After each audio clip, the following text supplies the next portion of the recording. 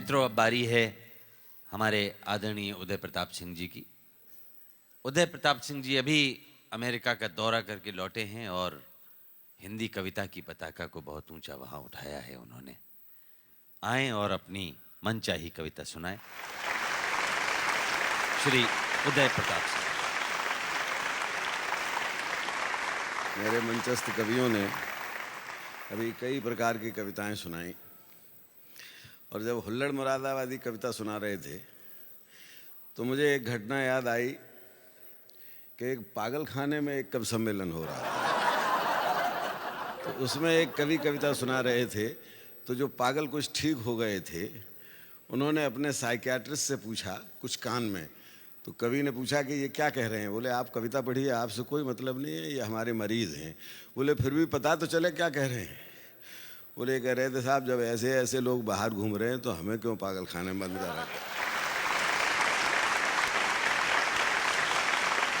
हम जीवन में दो तरह के लिए चिंतित रहते हैं कि कहीं हम इस संसार में कब तक रहेंगे, देखिए चिंता, और क्या उसके बाद भी जीवित रहेंगे। मैं दो छंद सुनाता हूँ। के होनी निज हाथ में लिए है एक काल चक्र, जिसके समक्ष झुक सूर्य चंद्रमा गए, और कांपते थे जिनके प्रताप से दिगंत, वे नगण्य से अतीत के अथाह में समा गए। और शूरवीरता में जो अजेय कीर्तिमान रहे, अंगद का पांव इतिहास में जमा गए, और चुटकी बजी जो काल की तो वहीं तत्काल जिंदगी की बागडोर मृत्यु को थमा गए। तो क्या हम इस मृत्यु से और नश्वरता से हार मान लें? नहीं। बस यहां मैं दो छंद आपको देना चाहता हूं। पहला छंद है कि सांस खींचने के पूर्व ठीक से विचार लो कि सांस धारने की कौन नीति होनी चाहिए। सांस खींचने के पूर्व ठीक से विचार लो कि सांस धारने की कौन नीति होनी चाहिए। मान या गुमान अभिमान का विधान हो, या कर्म में मनुष्यता प्रतीत होनी चाहिए।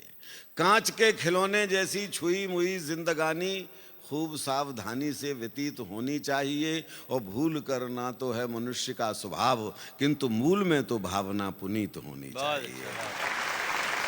और अंतिम छंद इस छंदों की श्रृंखला में, वो यूँ मान के चलिए कि हम आदरणीय बच्चन जी को याद कर रहे हैं इस छंद के माध्यम से।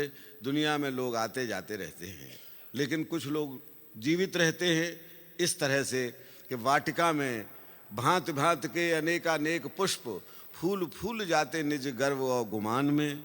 कोई कोई देवता के शीश पे विराजता है, कोई सूख जाता फूलते ही बियाबान में। और पांच पंखुड़ी की देह का भविष्य कौन कहे, धूल बन जाना इसे विधि के विधान में।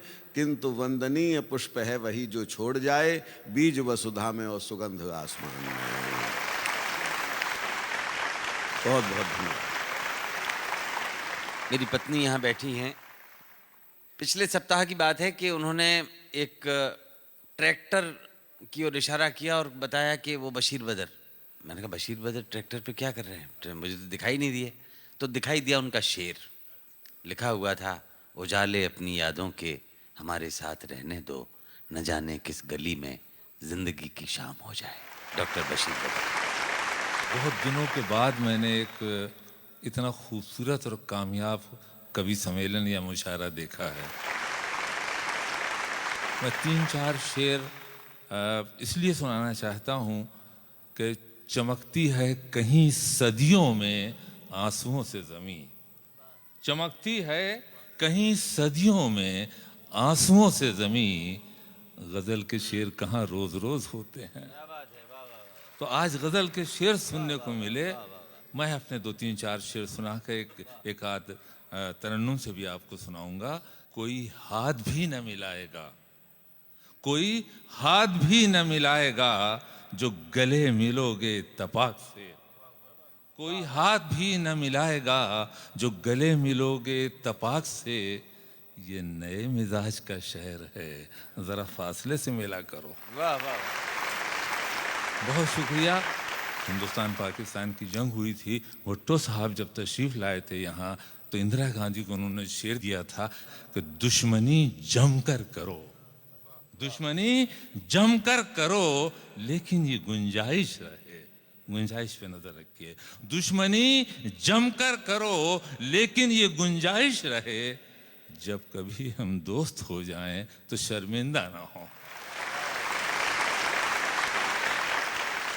दुश्मनी का सफर एक कदम दो कदम, सुनिए, दुश्मनी का सफर एक कदम दो कदम, तुम भी थक जाओगे, हम भी थक जाएंगे। पाकिस्तान हो या दुनिया में किसी से भी हो, हिंदुस्तान कभी नहीं हारेगा। एक चीज से हार सकता है, वो भी आशिक, ये गजल का आशिक मिजाज शायर आपको बता दे कि जब आप हिंदू या मुसलमान हो के अपना कत्ल करते हो, उस वक्त उस हार से आपको कोई नहीं बचा सकता।